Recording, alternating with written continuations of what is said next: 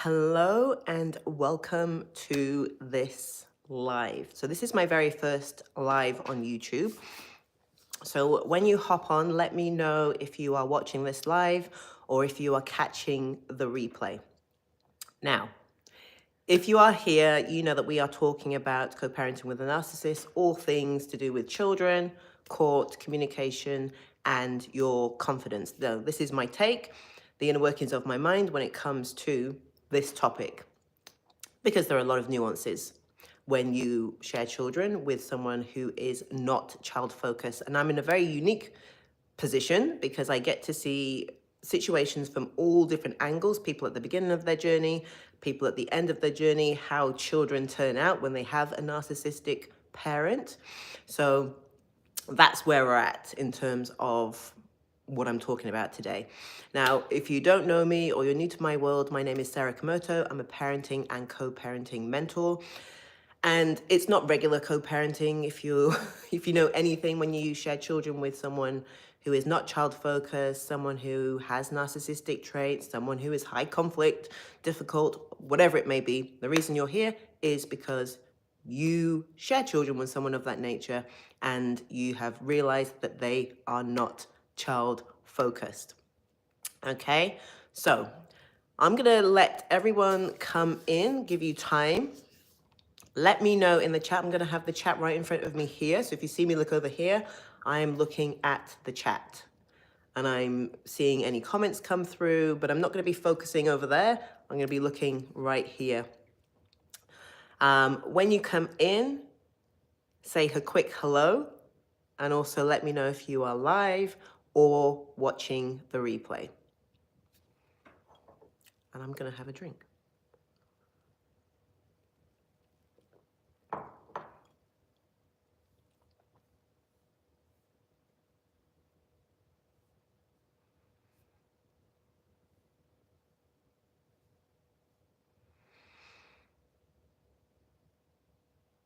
Now, whilst people are coming in, this conversation is for, anybody who shares children with somebody who I just described, someone with narcissistic tendencies. You don't have to have a certificate to prove who they are or what they are. If you're here, you have a co-parent who is not child focused, who is hell-bent on ruining the relationship and bond that you have with your children, who is hell-bent on punishing you. Okay? Hi there. You can hear me fine? Just let me know.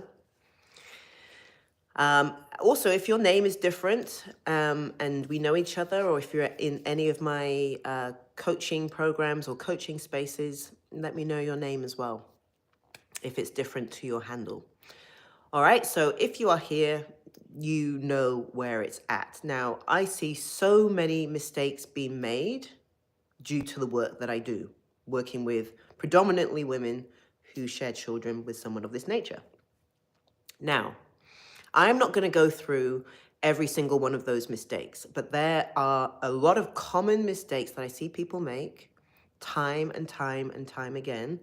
And it's very apparent and clear to me the reasons why these mistakes are happening.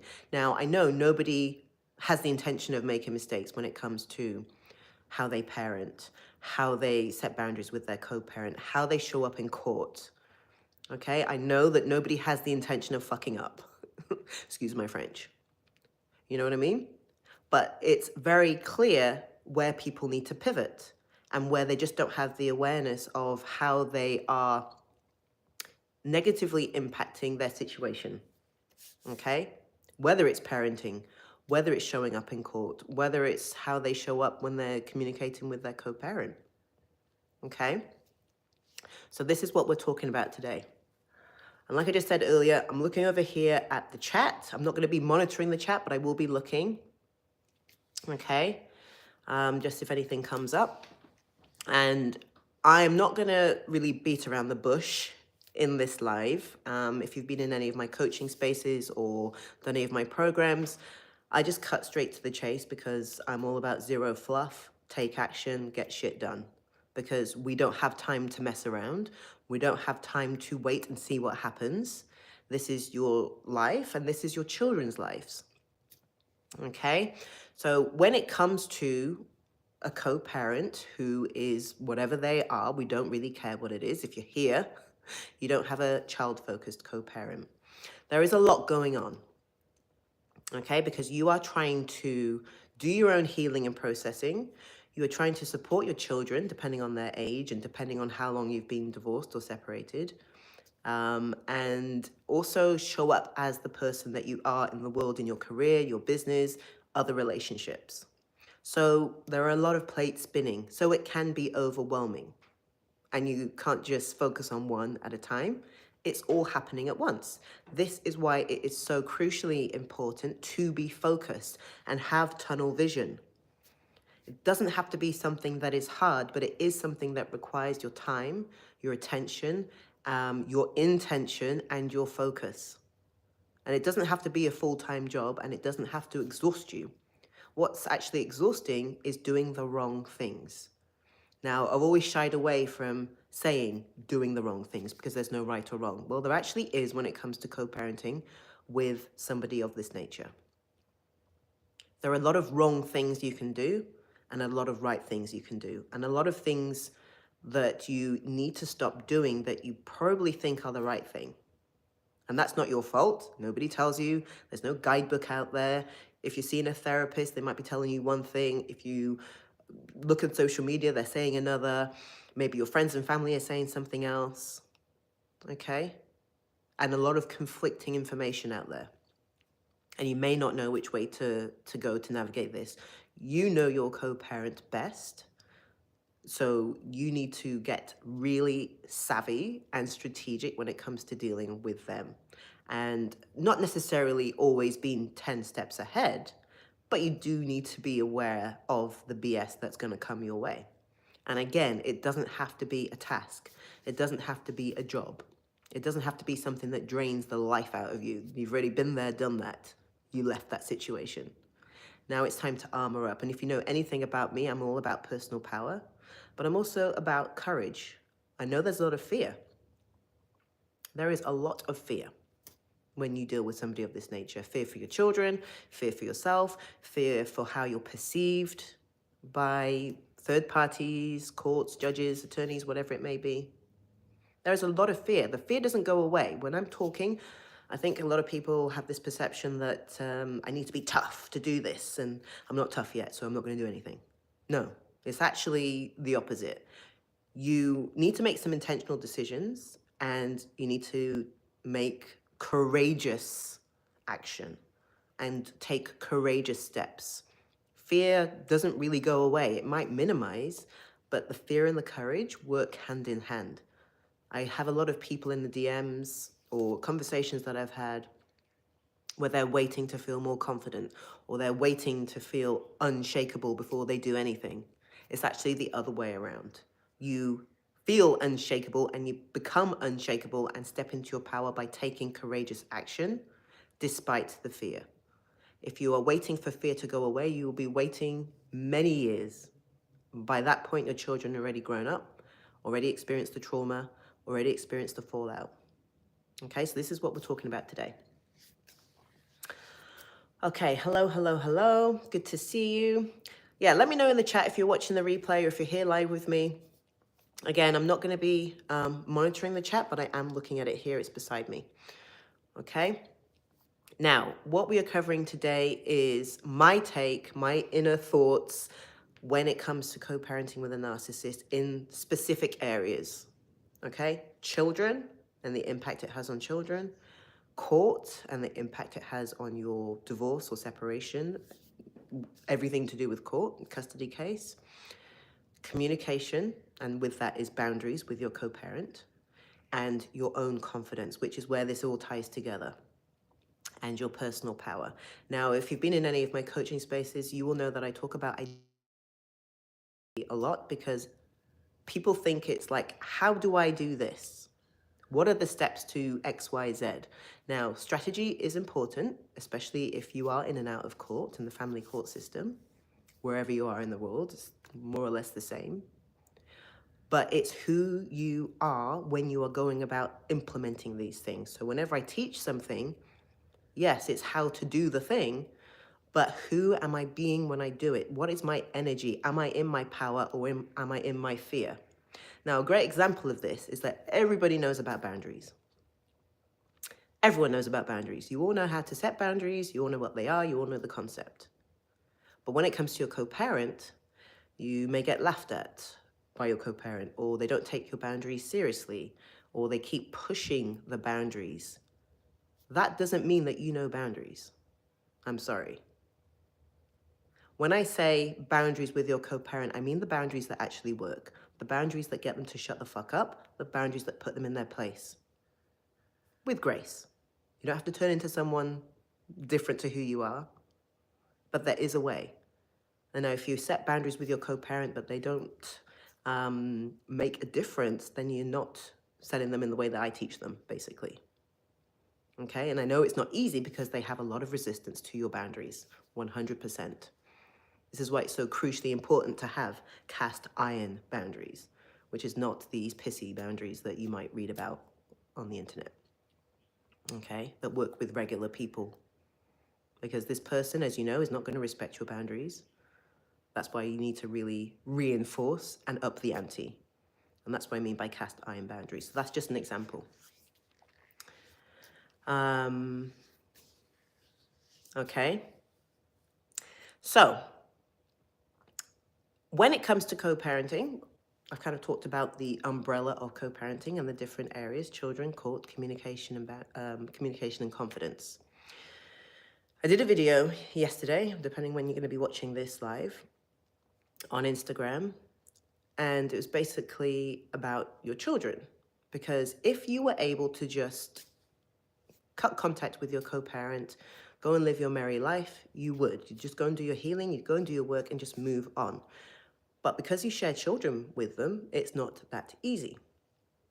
Now, the whole reason why I exist on social media and why I have the programs that I have and do the work that I do and have passion for that is because it's for the children. So that they do not end up effed up, following in your footsteps, having the same toxic interactions, toxic relationships, having the same troubles and challenges that you have experienced in your life. Because I can guarantee that your co-parent is probably not the only person in your life who is of that nature. There have likely been bosses, colleagues, parents, caregivers, and other family members and friends who also have those traits or have displayed those traits. Maybe you're a bit of a people pleaser, good girl people pleaser, or you resonate with that or have been in the past. Okay, let me know in the chat if you actually resonate with being a good girl people pleaser or good guy people pleaser, if there are any men watching right now. Okay? We do not want to raise people pleasers. We do not want to raise walkovers. In order to ensure that we do not do that, we need to learn some things ourselves, because we cannot teach what we do not know. Okay, just like me here and me showing up, I cannot teach what I do not do myself and what I don't know, because I wouldn't know how to teach it to my clients and share this information with them and guide them through and mentor them so that they actually get the outcomes that they want and need. Our parents didn't teach us how to do this. There is no school out there to learn this. So this is your greatest motivator to ensure that your children do not carry the trauma into adulthood. Now, personally, I think that's the biggest reason why you would do any of this in the first place. Okay? So that they do not follow in your footsteps, so that they are armored up and ready for the world, not just with your co-parent, but for others, because there will be others in their life. But again, I just want to reiterate, you have to learn this for yourself.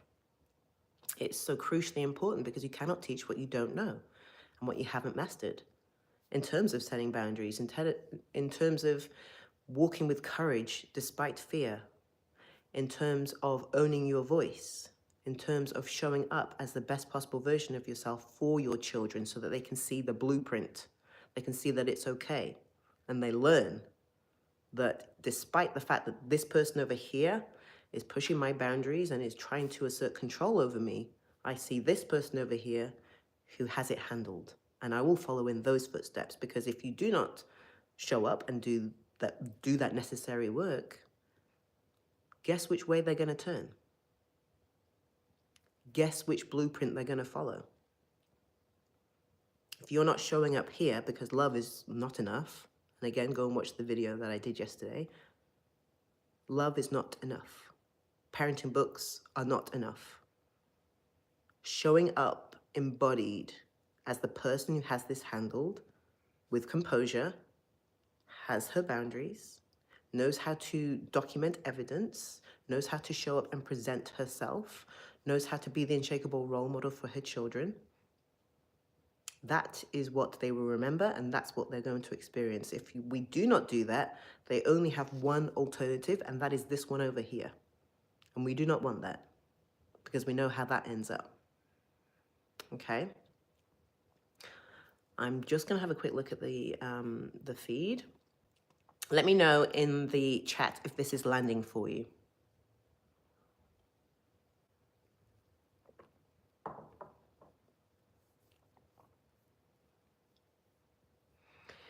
And again, I'm not going to go through every single mistake here that I have seen and experienced from the women that I work with and other people who I have spoken to.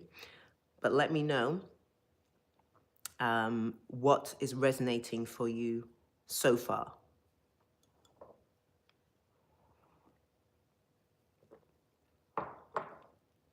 Okay, I know dealing with all of this can be overwhelming, and from my perspective, and I've seen it over the years, there are two kinds of people. One who identifies as the victim. This person did this to me. This person is doing this to me. And woe is me. I'm so overwhelmed. This is stressful. And they identify with being a victim. And then there's this person who is like, fuck that shit. I am not a victim. Yes, these awful things happened. And this person is continuing to try and ruin my life. But they do not identify with that victim identity. They are not looking for answers outside of themselves. They are looking at what they can do, and they are looking for solutions. So there are some people who are looking for pointing fingers and blame and staying stuck, quite frankly.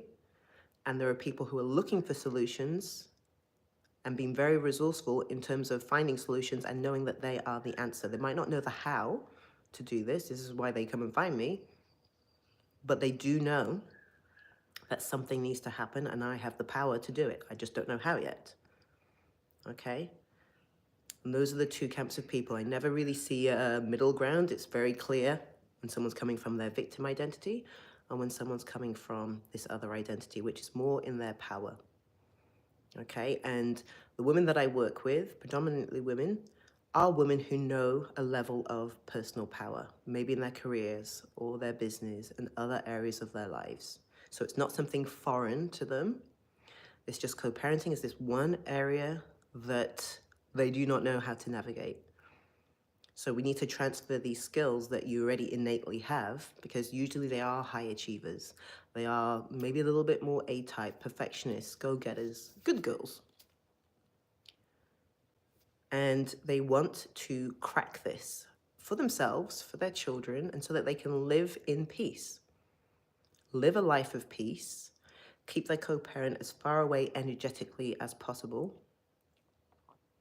so that they can just go about their merry way and it doesn't impact their lives as much as it could do had they done nothing, had they just sat in their victim identity, had they perpetuated the challenges by continuing to do the things that they think are right when they're actually not the right things and they're actually hurting themselves in the process. Welcome, Brittany. Really good to see you.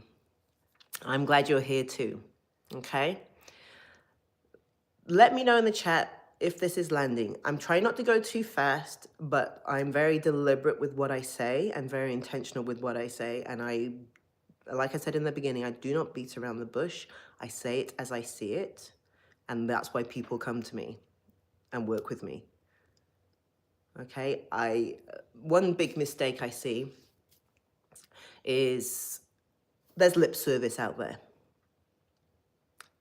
And you may resonate with this. You hear a lot of lip service.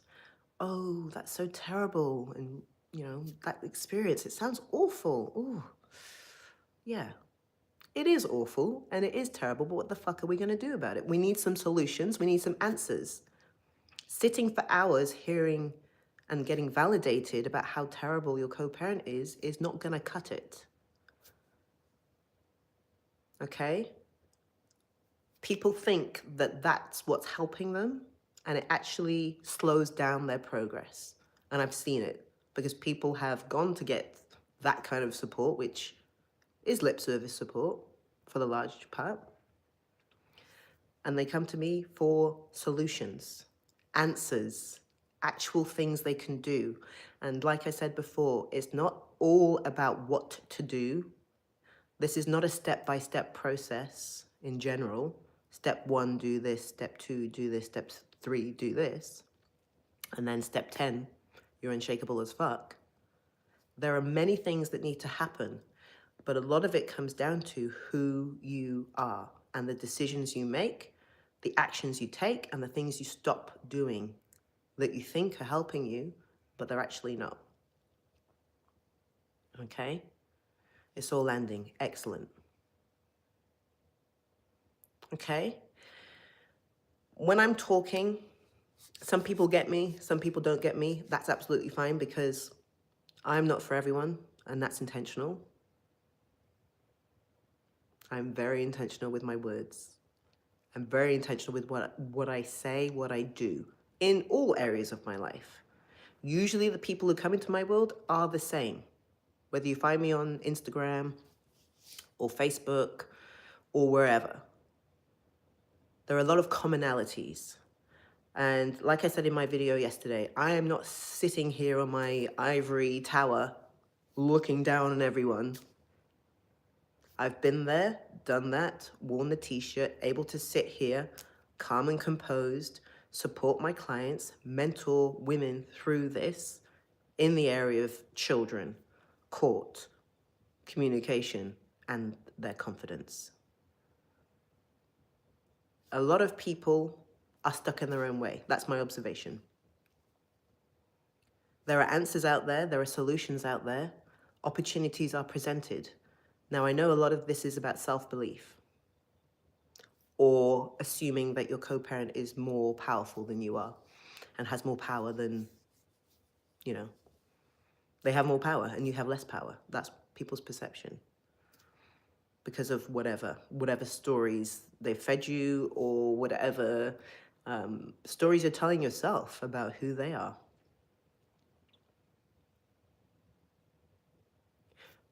The people that do best in my world realize that they have power and they leverage that. And that's literally the work that we do. Leveraging your power and seeing those opportunities to go and get the outcomes that you want. Now, children, court, communication, and confidence. All of these are connected because obviously your children are there. You still have to show up as a parent. You may be in and out of the court process. You may not have started the court process yet. You may be at the end and you have orders. Just because you're at the end and you have orders doesn't mean it's over, because if you're here, it's not over. So what are we going to do instead? Because as far as, the family court system's concerned, you have your orders in place, work it out.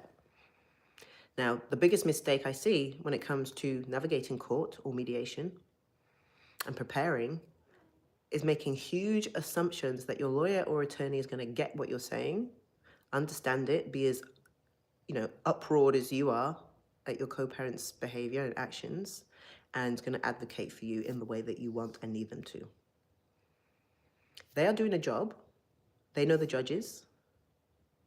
They know what the judge wants to see and hear. And if you go in telling stories, just dumping everything, it's going to fall on deaf ears.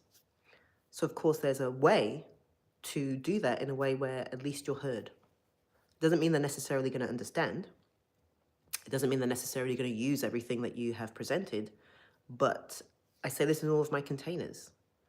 Chew the food before you present it. It makes it a lot easier for the story to be seen. So many people just throw everything to their lawyer, make assumptions that they're just going to go and sift through everything and piece the bits together, and it's going to be great. Here's a few thousand, go do it. Whatever they do is part of the confines of their job, their role. In my opinion, they are there to communicate the law and to advocate for you, of course. But if they know the judge, they will throw out a lot of your communication, a lot of your documentation, if they know the judge doesn't want to see that, they don't care. Or let's not talk about the emotional and psychological abuse, because, just leave it, or whatever it may be. Now, they work for you, not the other way around. And I see so many women, maybe some men as well, who make this assumption that I've got to, provide all this and they're going to do that. And then your lawyer is asking you for things and you don't know where to find what you need. You're telling the story, but you're not showing anything cohesive. Okay? I'm all about efficiency and not just time and energy, but your mental capacity. If everything is scrambled around years of evidence, nobody wants to look at that. Nobody really wants to hear your story either, as awful as that sounds. They care about facts, and they don't care about what your co-parent is continuing to do to you, for the largest part. Okay. Yes, Brittany, and that's a common issue. Desperate for solutions and answers. Nobody can give me any helpful advice. They don't understand. Yeah. When it comes to emotional and psychological abuse, nobody actually understands. I mean, yes, intellectually they understand the words, but unless someone has lived it, breathed it, got out of it, they do not know what you are experiencing. Even if you explain it 10,000 different ways. And it's not their fault. It's something that lived experience tells you. It's very nuanced. Okay? This is why I'm so good at what I do. Live it, breathe it, navigated it, won the t-shirt, able to support my clients through it. Okay? Third parties, whoever it may be, could even be friends and family, but we care about the, legal third parties who can make decisions. They make assumptions. They have their own biases. They make assumptions. And even if you tell them all the awful things your co-parent is saying and doing, it just seems like a horror movie. It's like, oh, surely it's not that bad. Maybe just a little bit crazy. Maybe you're a little bit paranoid. Maybe you're a little bit bitter. Is it really that bad? And they will doubt you.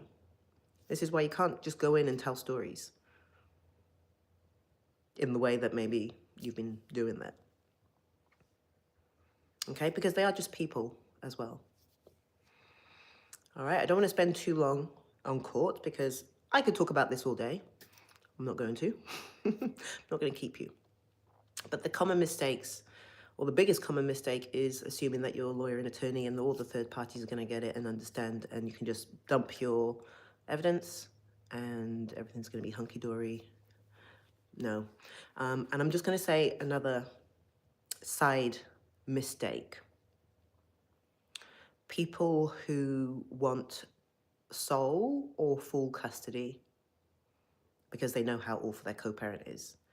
That is a fine line. That would be the ultimate goal that anybody would want, but there is a fine line when you're going for that, and you really need to think about how that is perceived. Everyone's situation is different, but really think about how that is perceived, because that is not the answer necessarily. Okay, just wanted to go with that. Hi, Jenny. I have solutions and answers. I get stuck every time I get a triggered message: manipulation, accusations, undermining, triangulating, third-party professionals, doctors, teachers, therapists. Yeah, so you get a triggering message. So this is part of communication, which I'm going to go into now. There is a way to be savage as fuck and graceful as fuck when dealing with your co-parent and communication with them. Now, a lot of people are taught Biff. Fuck Biff. I'm sorry. That might work for something light. So when I talk about co-parenting and communication and boundaries, I am not talking about pissy boundaries. I'm not talking about a boundary that you'll set with your parent or a friend.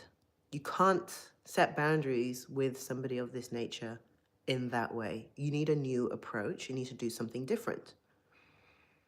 And it's not about what you say necessarily. Again, it's about who you are. If you set a boundary with zero conviction, they're just going to laugh at you. They're not going to take you seriously. If you set a boundary and try and match your co-parent's energy and be all, pretend tough and harsh and blunt, it's not going to work because it's not embodied. You don't truly feel that way. You don't truly stand grounded in your boundary. This is why boundaries fall over.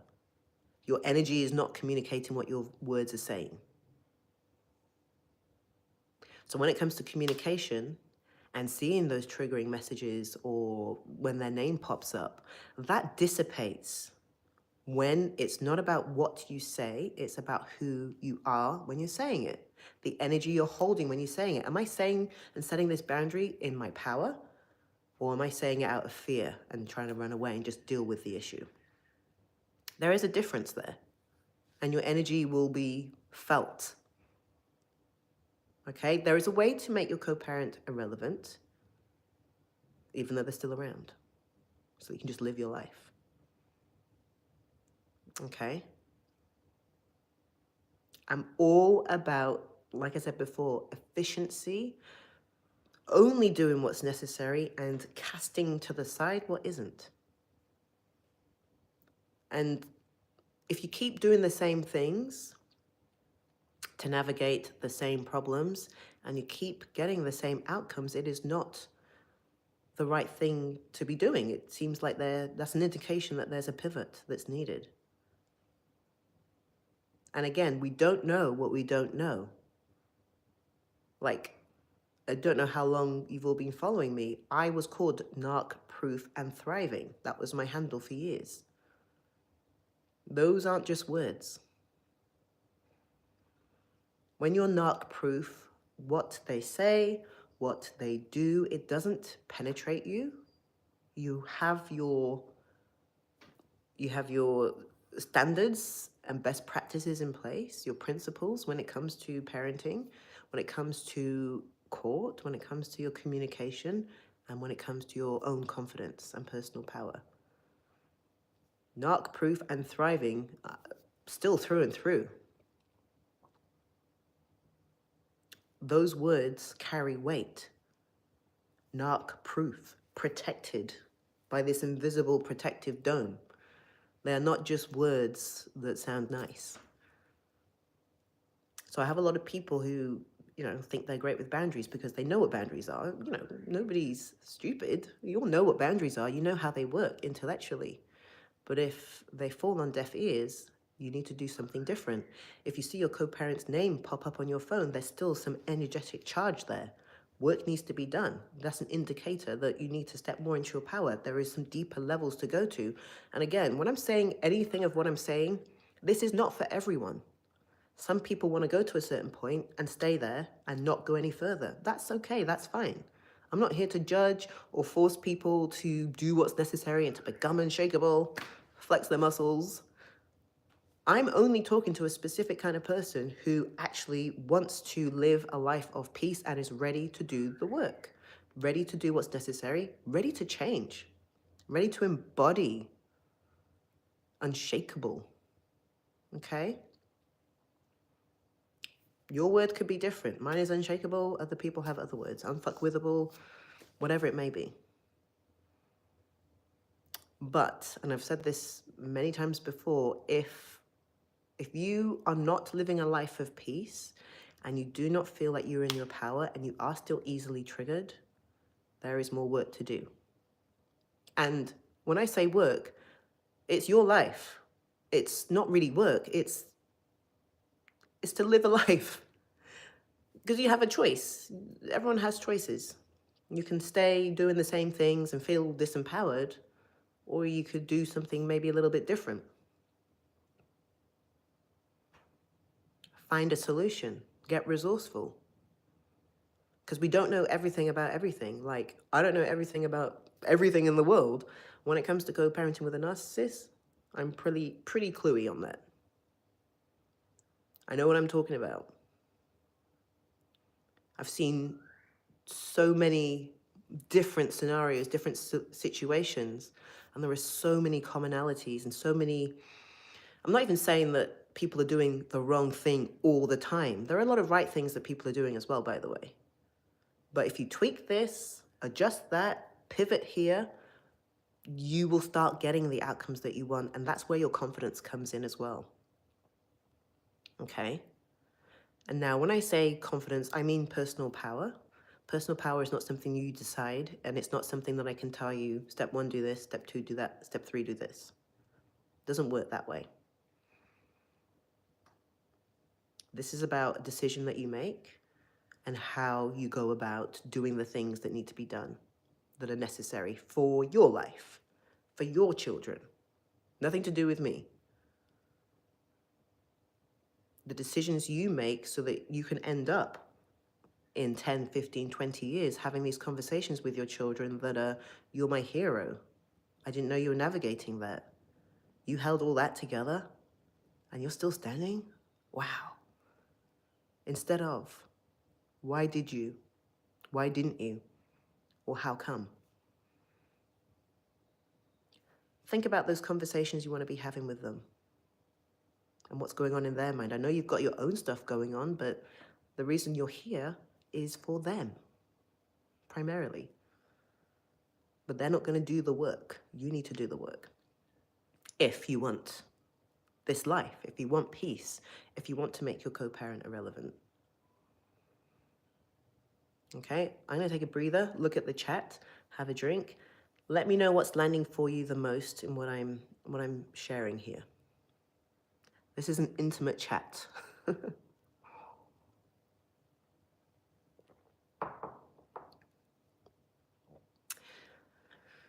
It's so isolating. It can be. Not when you're in community with badass warriors, it isn't, with people who understand. And this is another mistake just from that comment. A lot of people assume it's just them going through this, obviously because your friends and family all have, normal lives, and you're the only one dealing with this. So from your perspective, it is isolating because it's just you over here. In my world, everyone I deal with is going through this and navigating this. This is why I create the communities and spaces that I create. It doesn't have to be isolating. I know there's social media, but that's social media. Being in community, and I'm a big advocate for women getting together. We are powerful.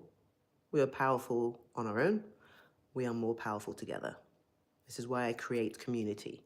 This is why I have my community of warriors, not victims.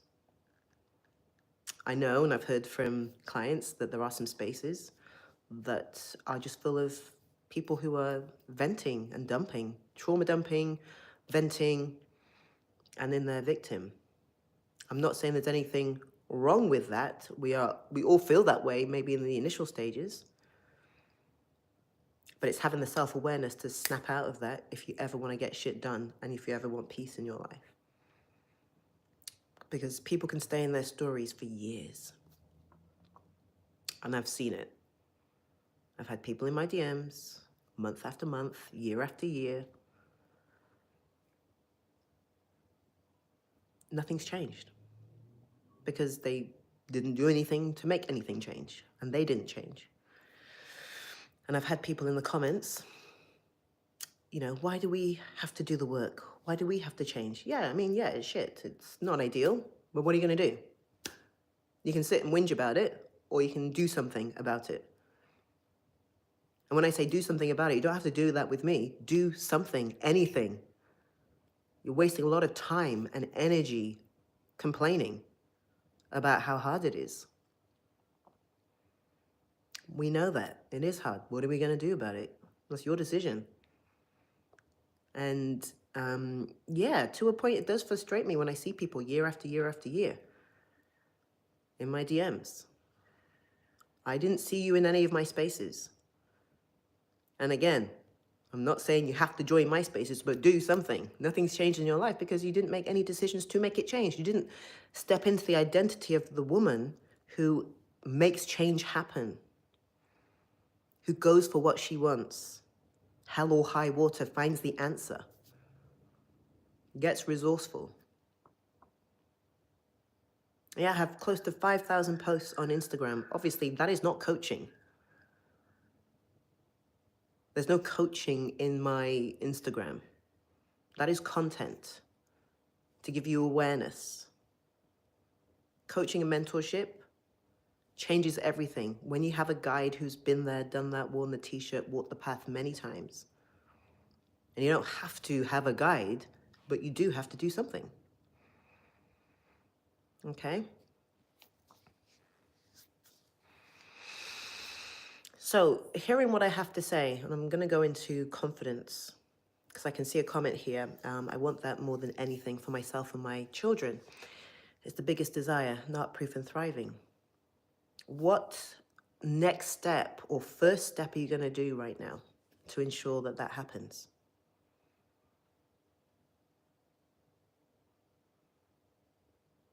And that's for everyone. What's one thing? I'm not saying all the things. That's overwhelming. What's one thing you can start doing like right now after this live? Think about that. Share it in the chat if you want to. Getting past the fear is the part I'm working on. Yeah. And see it like this. This is a reframe for everyone. Like I said, fear doesn't go away. It will minimize the more you step into your personal power and the more you embrace courage. But fear and courage walk hand in hand together. You don't get rid of the fear and then go do the thing. Fear comes along for the ride. Courage helps you take action towards what you want.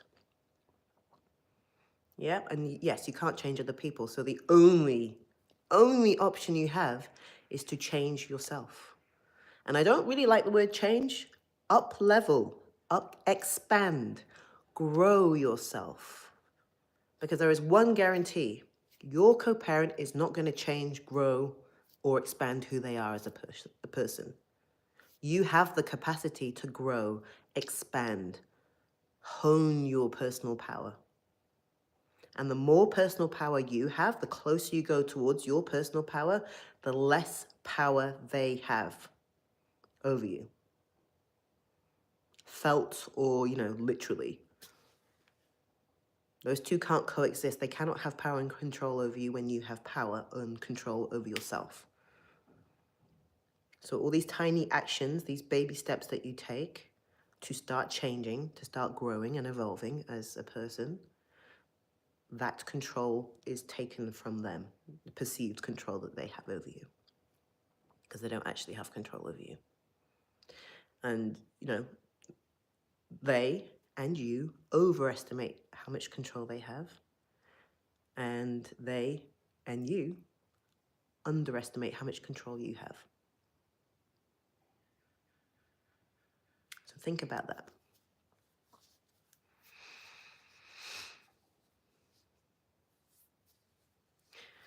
Okay, let me know what's landing most for you right now. And I can see that, I think, Jenny, I'm working on not responding to messages until 24 hours pass. Yeah. Or longer. Don't have to wait. Sometimes you don't even need a response. Depends what the thing is. Not everything requires a response.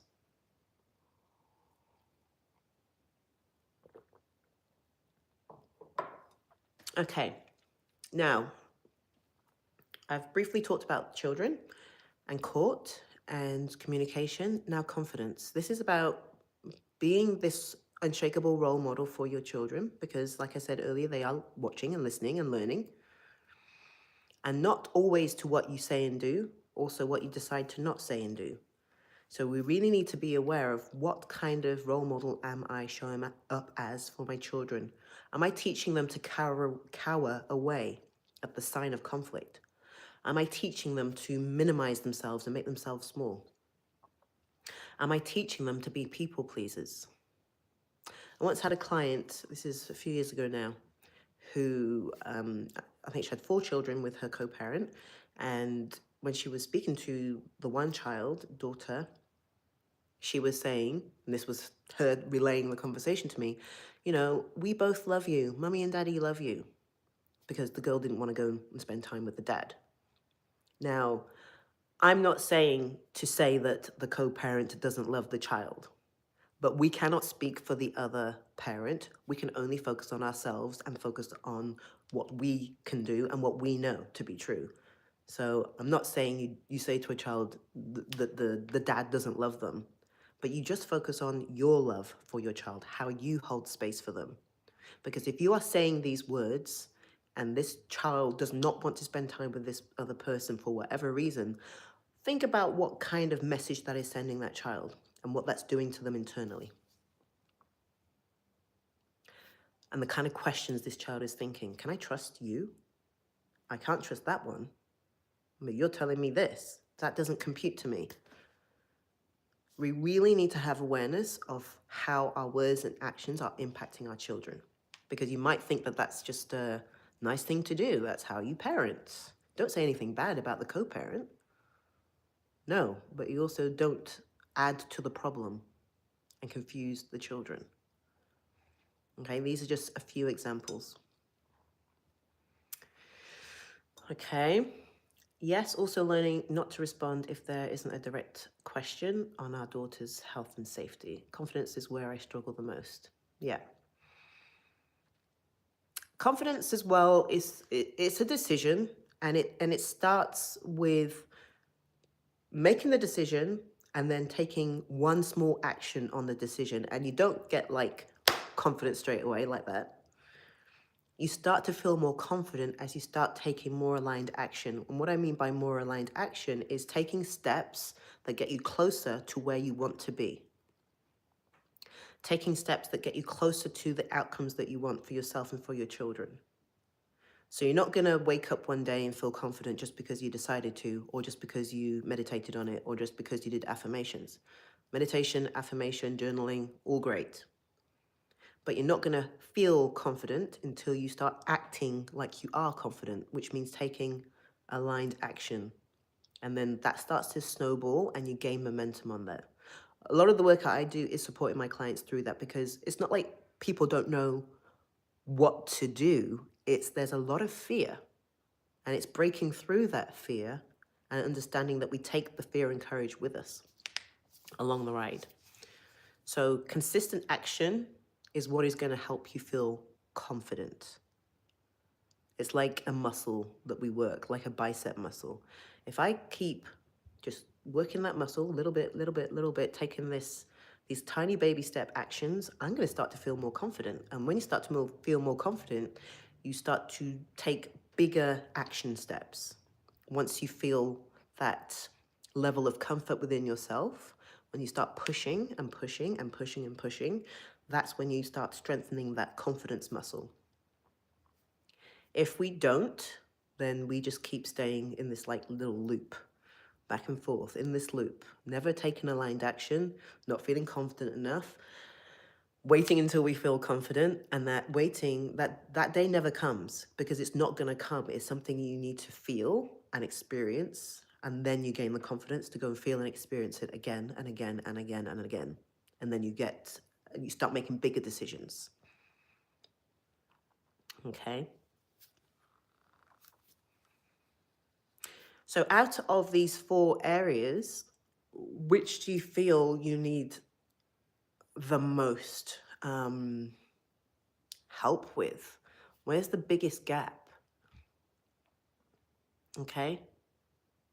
Is it with the children? Is it in terms of court? Is it in terms of your communication and boundaries? Or is it in terms of your confidence?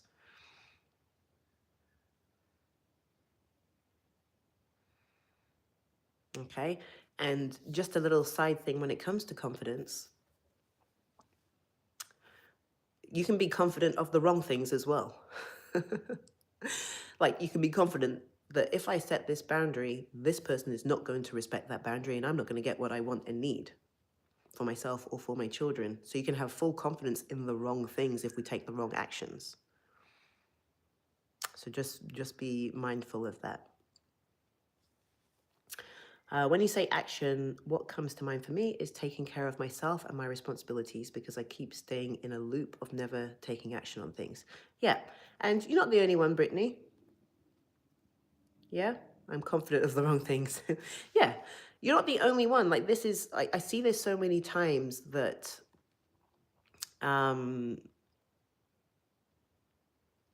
people stay in this loop and they're very aware of what needs to be done. Very aware of what needs to be done, but stay in this like loop because of lack in confidence, or only having confidence in the wrong things. This is where a mentor comes in to guide you, to pivot with you, and to support you through those steps. Because it really is an internal thing. Like the fact that any of you do not have the outcomes that you want, and I'll just say unshakable as a blanket.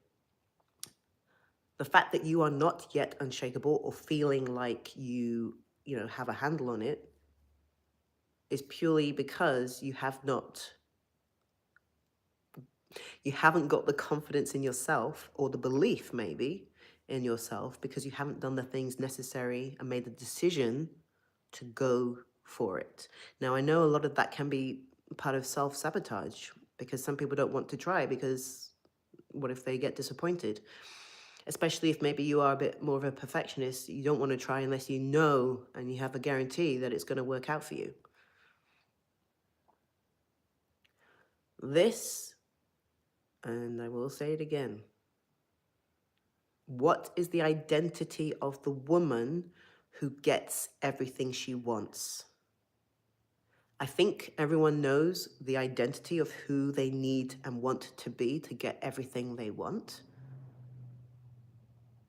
But it's either belief, self-belief, confidence, fear that stops you from even going there, even entertaining it, even daydreaming about that.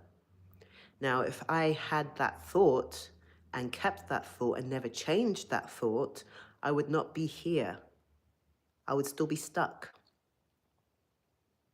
And a lot of my clients would still be stuck, immobile. Taking action doesn't need to be like a big bang. It doesn't have to be like full overhaul.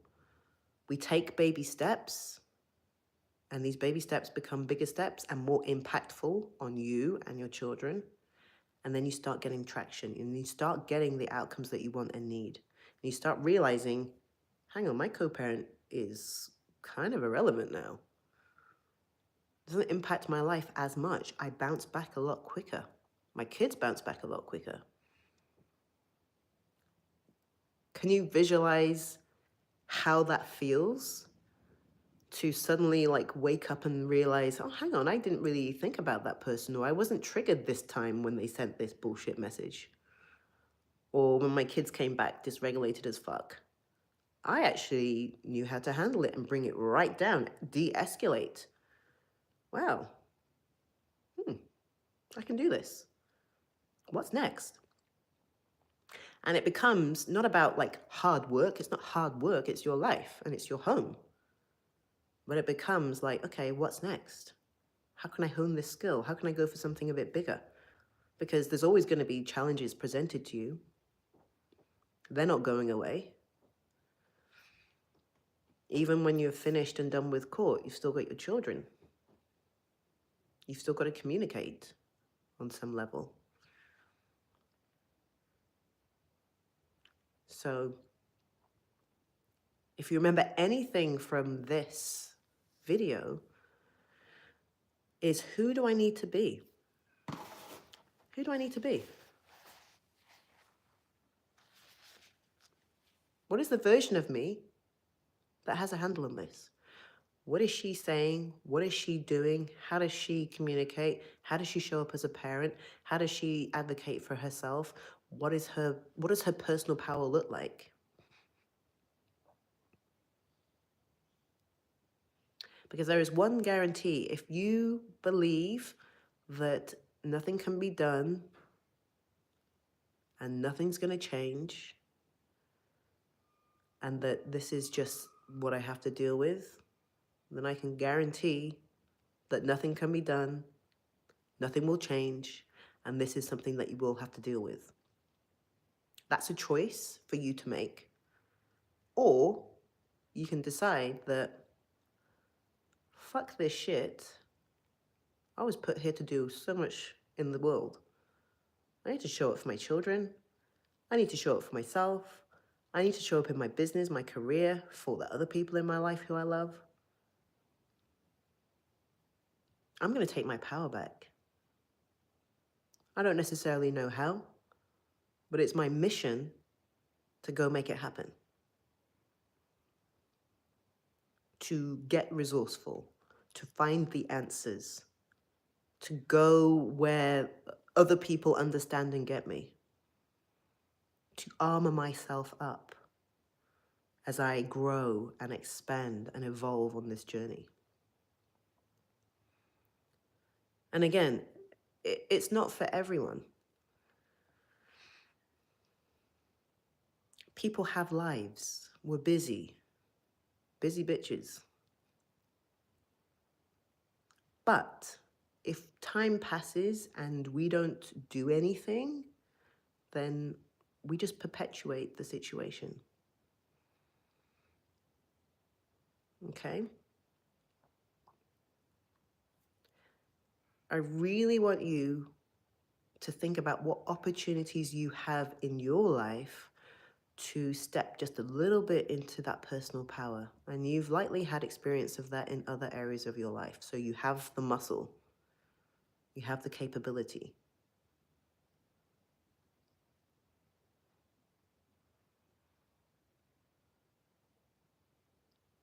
Think about what you want for your life. Think about what you want for your children's lives. Think about the kind of conversations you want to have when they're 25 or when they're at graduation or it's their wedding. What kind of conversations do you want to have with them? What kind of speech would you like them to say about you? When you can think about something like that and use that as your North Star, the answers will come. You will know what to do next. You might not know how, but that's where a mentor, a guide comes in. But you'll know what needs to happen to ensure that those conversations happen and you don't hear the opposite. And yes, it's overwhelming going to court. It's overwhelming dealing with lawyers and attorneys and people not believing you and people not getting it and not understanding. I get that, I know it. But it's on you to ensure that your children and you get through this unscathed, with as minimal impact to your life and to your peace. And decide what one singular action I'm going to take to ensure that I get closer to that goal. Because this is your life. Okay? Let me know in the chat before we wrap up where you're at with everything. What landed for you the most? I know a lot of things are usually happening. It's not just one thing, like dealing with your children or the communication with your co-parent or navigating court or your own confidence. I know there are a lot of things happening all at once. And if you're watching the replay, let me know if you're watching the replay after this. And you can still answer these questions in the chat because I've got the chat activated for after. If you come back to this. There's a lot happening. It's overwhelming. And while you're answering, pondering that, I want to remind you that when you are married, when anyone is married with, they've got a partner, they're married, and you have children, parenting is hard with a normal partner. Parenting is hard. It's just hard. That's what it is. When you are a single parent with a child-focused co-parent who is absolutely awesome and on board, parenting is hard. When you have a co-parent who is narcissistic, abusive, toxic, high conflict, whatever, we don't care, just they're not child-focused, parenting is 1,000 times harder. Setting boundaries is 1,000 times harder. Owning your truth, stepping into your power is harder, but absolutely necessary. This will be probably the hardest thing that you will ever have to navigate. So getting a handle on it will serve you, not just in this area, but all areas of your life. It ripples down to how you parent, how you show up in your relationships, how you show up as a boss or colleague or employee, whatever it may be. Okay, I'm just gonna go to the chat. Yes, a lot of things are happening. The biggest thing I feel is hope and desire, which feels good. Now you need to think about what you're going to do with that hope, because hope and desire are ideas. And this is another thing. You're going to feel great listening to this and hearing what I have to say and, you know, being in this kind of environment.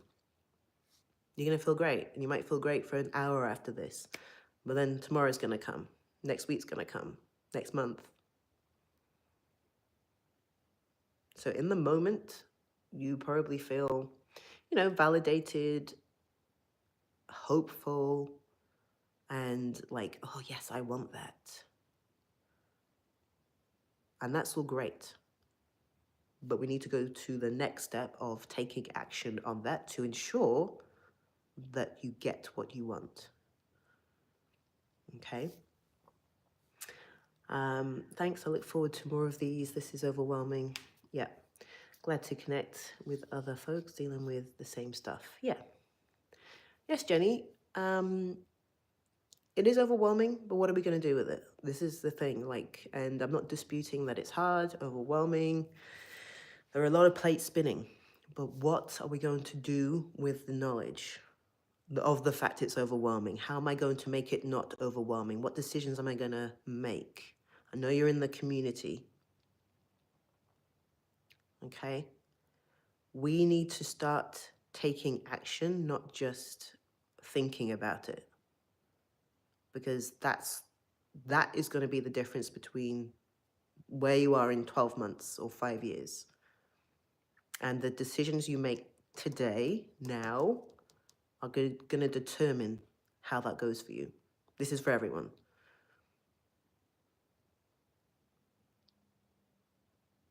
The decisions you make now, today, as to who you are and how you get shit done will determine what happens in your life and your children's lives in 12 months, 5 years, 10 years, 20 years, whatever.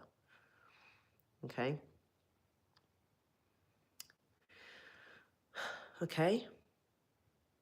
Community is important, but the right kind of community is important.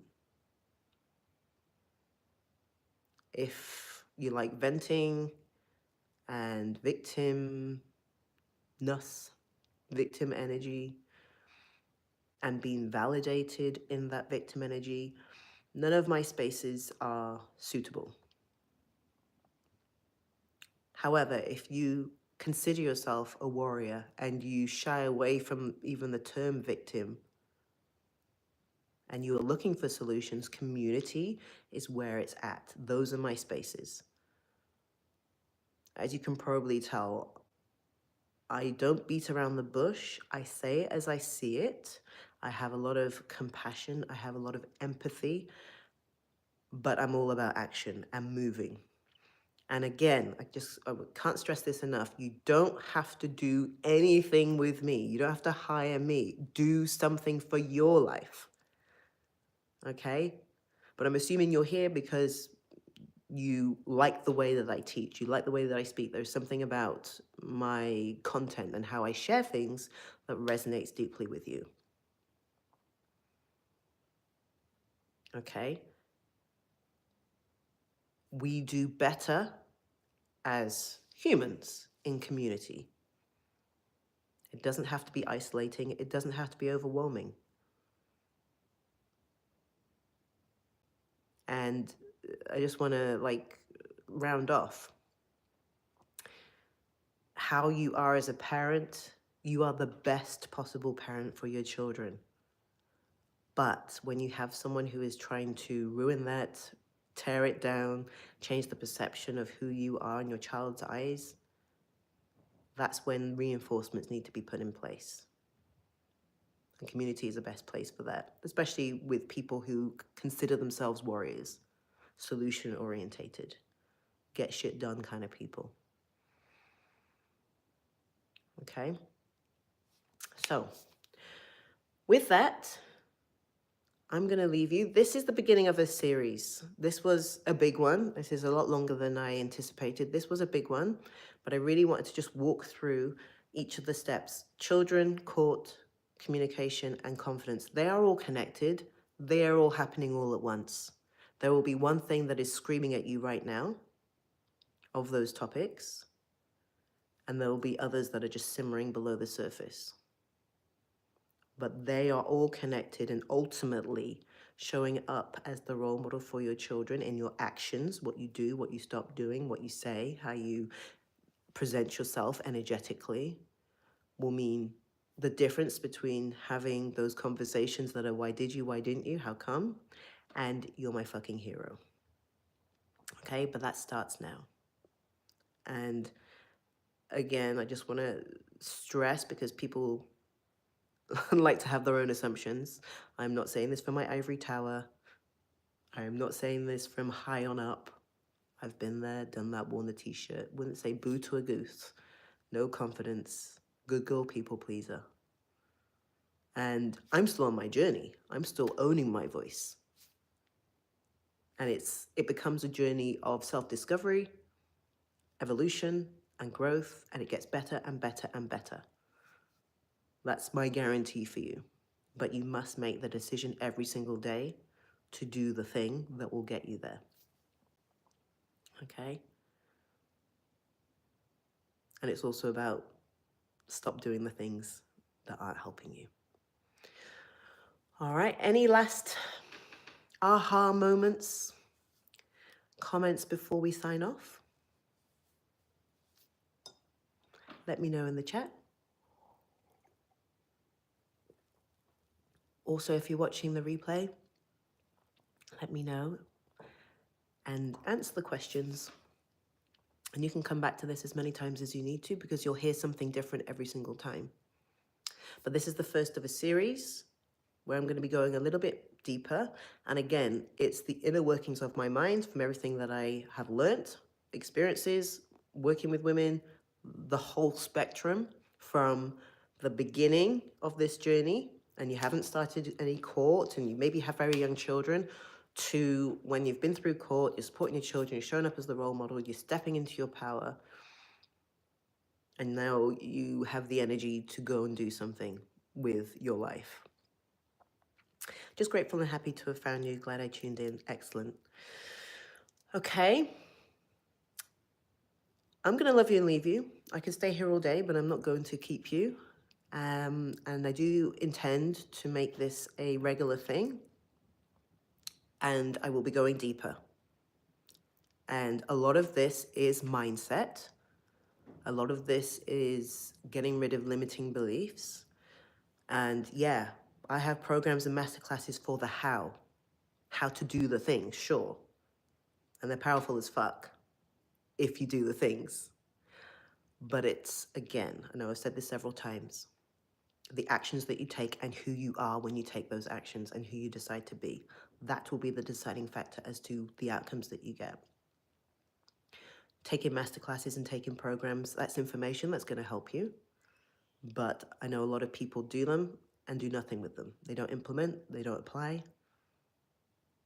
And that's not going to change anything in your life. That's just going to give you more information, which there's a lot of information out there. Blah, blah, blah. New here. Thank you for your time. You're welcome, Jenny. Are these videos public? Like my ex can X can't find this and see the chat. Hashtag paranoia. You know what? Maybe they can, maybe they can't. Fuck them.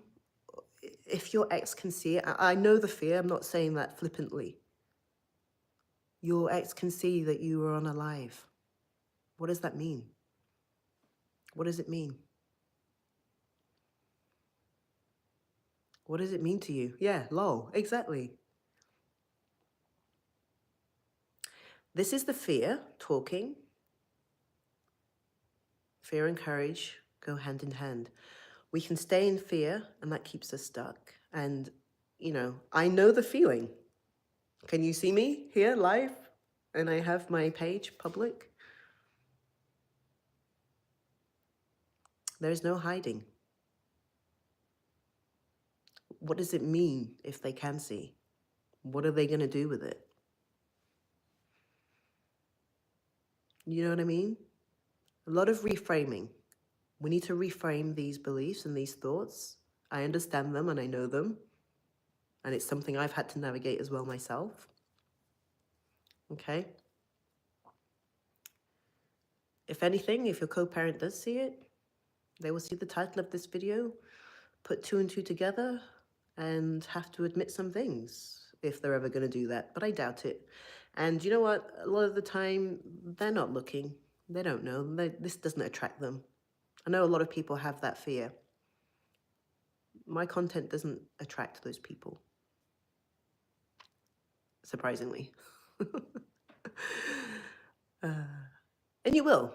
You will, Jenny, if you do the work, take the steps, take aligned action, take courage and fear, holding hands together as you start implementing, as you start doing. But it won't happen overnight, and it definitely won't happen on its own. But I'm a testament to the fact that it will happen if you are diligent, if you are consistent, and if you make it your, I don't want to say life's mission, but I wanted to live my life more than be a prisoner. Yeah? I wanted to live my life more than being a prisoner and being controlled. So I made the decision, who do I need to be to ensure that that happens? And then every single decision I made and make aligns with that. There are no decisions that I make that go against that. And that's practice. But after a time, it becomes second nature. Okay. I'm going to love you and leave you. Thank you so much for your time. Thank you so much for your energy. And thank you for being here on this very first episode. This was kind of like the roadmap of children, court, communication, and confidence, how they all connect, what needs to happen, the mistakes I see people make. Obviously, not all the mistakes. There are plenty more. But the core initial mistakes. And we'll be going deeper. Okay? And I will just say this one more time. You do need to be strategic.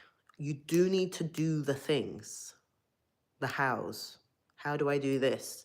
How do I navigate that? Those things need to happen. But it's who you decide to be when you're doing them. And the energy that you put into that. And making that decision every single day, not once. Not just when you have to set one boundary, not just when you have to show up in court, not just when you have to deal with one meltdown from your child. It's a decision you make every single day, and it becomes who you are. That's what I mean by embodied. There's no thinking involved. It's second nature. Okay? I'm going to love you and leave you. Take care. This is the end of the live. Let me know if you're watching the replay. Answer my questions in the comments, engage, and I will see you where we are next connected. And yeah, have a great day, evening, week, wherever you are. Bye for now. See you.